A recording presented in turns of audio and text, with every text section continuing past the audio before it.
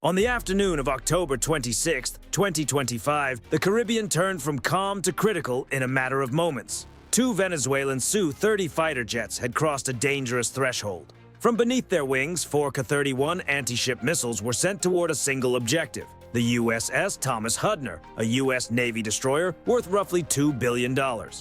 This was no exercise. It was a tense 20-minute chain of events that would decide whether one of the world's most advanced warships could withstand a highly coordinated strike.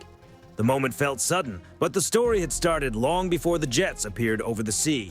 Far above the planet, about 350 kilometers over Earth, a KH-11 reconnaissance satellite was already watching. In the silent darkness of orbit, it tracked activity at Venezuela's La Orchila Air Base with remarkable precision.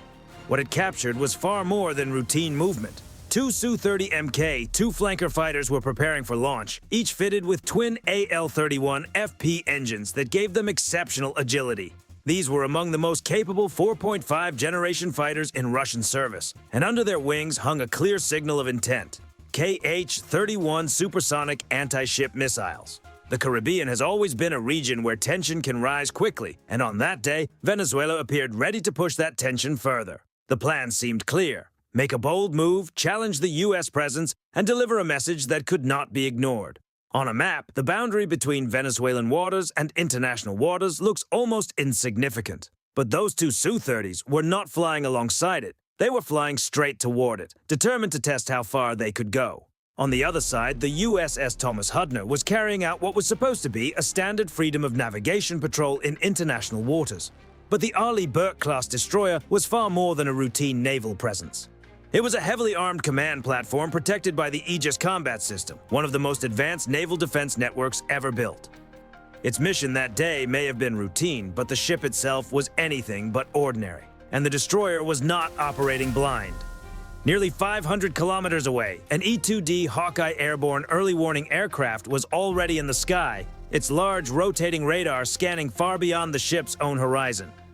At 14:10, the Hawkeye picked up the two Su-30s as they lifted off. It tracked their route, speed, altitude, and likely weapons loadout before the Hudner's own systems had a full picture. From the instant the jets left the runway to the moment they became a direct threat, only 20 minutes passed. For Venezuela, that may have seemed like a narrow window to create maximum pressure.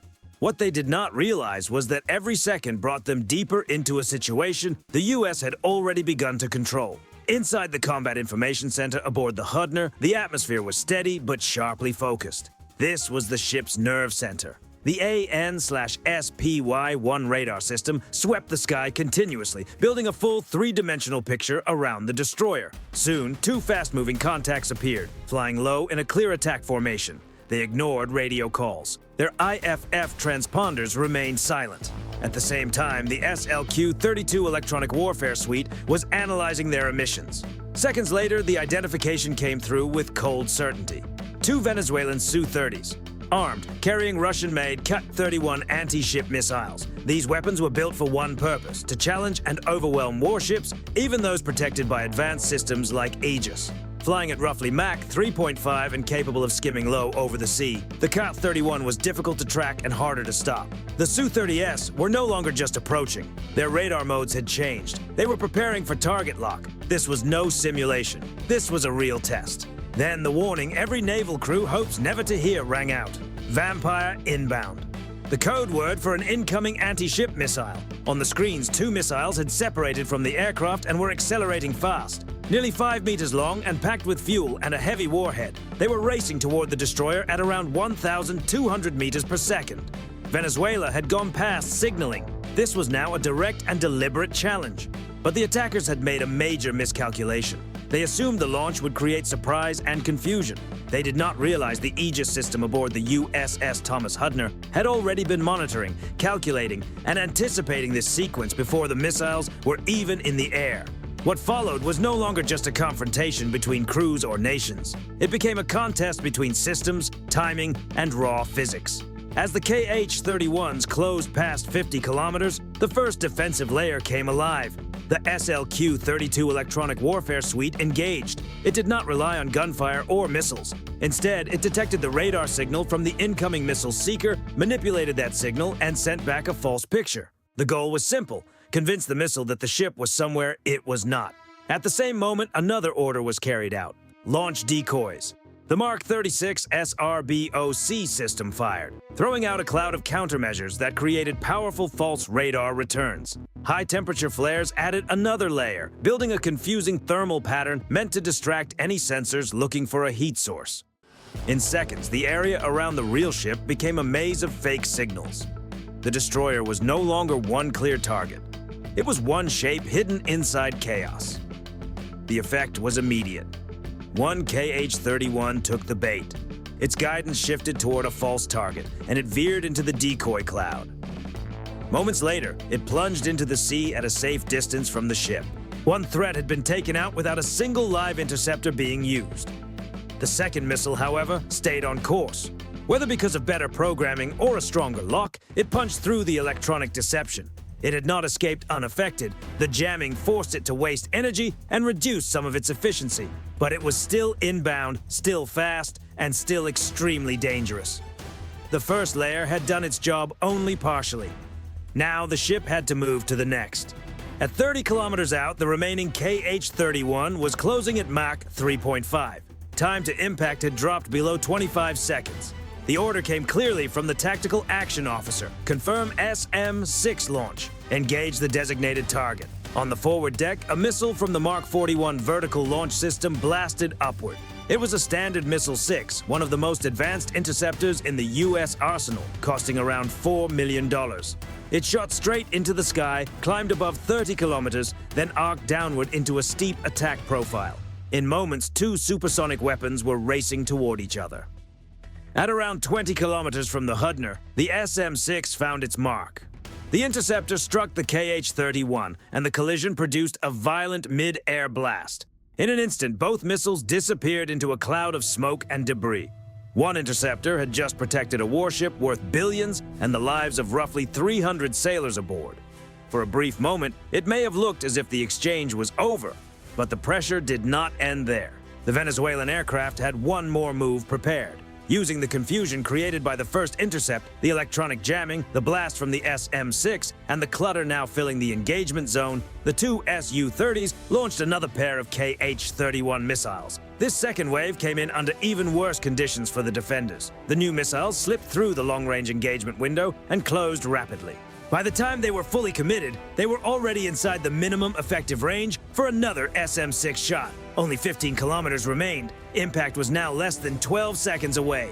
There was no time for another long-range intercept. The threat had entered the next defensive zone, the domain of the evolved Sea Sparrow missile, or ESSM. On the destroyer, additional VLS hatches opened. But this time, instead of one large interceptor per cell, each cell contained 4 ESSMs. Compact, agile, and built exactly for this kind of close, high-speed defense. What followed was an overwhelming display of defensive firepower.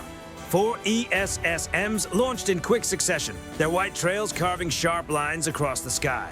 The evolved Sea Sparrow missile is built for speed and agility, capable of reaching around Mach 4 and pulling extreme maneuvers thanks to its advanced thrust vectoring design.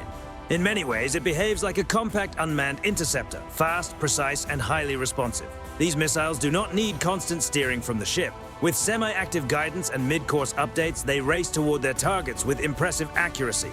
One ESSM locked onto the third KH-31 and adjusted its path in fractions of a second, matching every change in the incoming missile's flight.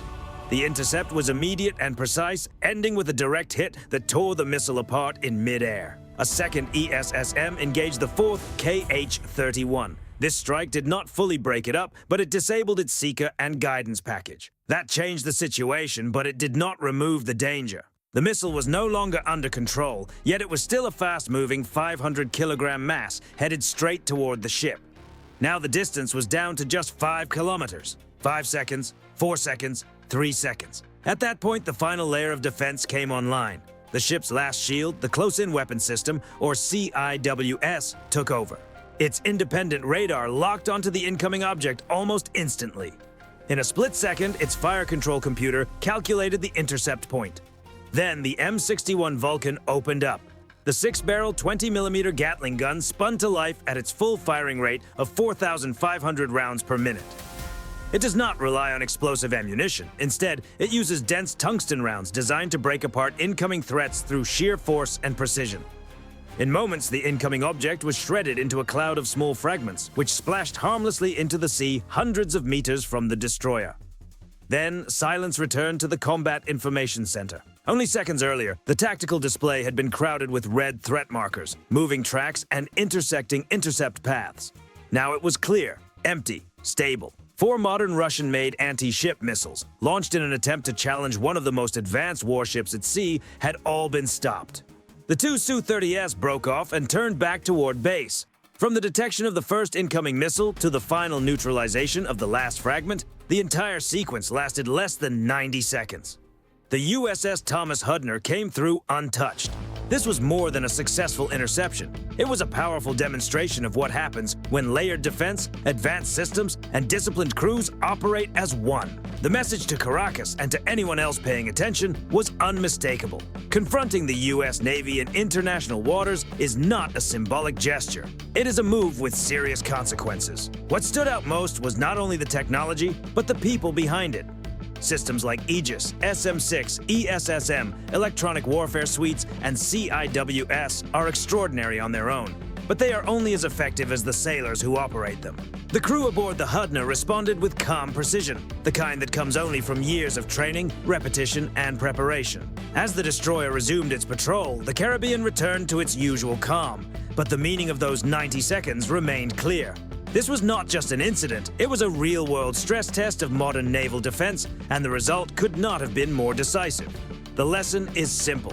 In today's battle space, speed matters, precision matters, and preparation matters even more. The side with the best tools does not always win.